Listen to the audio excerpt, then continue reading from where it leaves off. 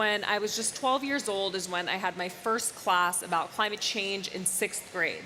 And right after that, I went on a summer trip to Iran, which is my parents' home country.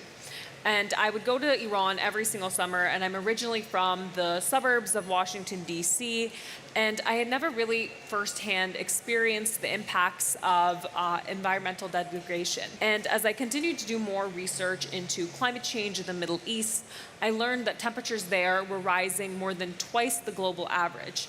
And so my relatives were really on the front lines of the climate crisis. And armed with this knowledge, I decided to confront my relatives. I wanted to have a discussion and to hear what they thought about this issue that I was so scared about when I heard about it in school.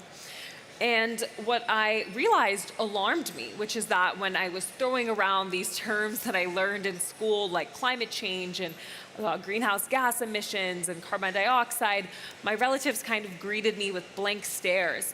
Being the ambitious and slightly bratty 12-year-old that I was, I decided to work with my mom to translate climate resources into Farsi because I wanted to talk to my relatives about climate change and to really engage them in the literature that I had learned about in school. And it was really incredible to me how much more alarmed they became about the issue. That was really the beginning of my journey into climate activism and the beginning of what now has become a 10-year learning experience of me immersing myself in this field and slowly starting to learn more about how I as an individual could make an impact and also hopefully how others can make an impact as well.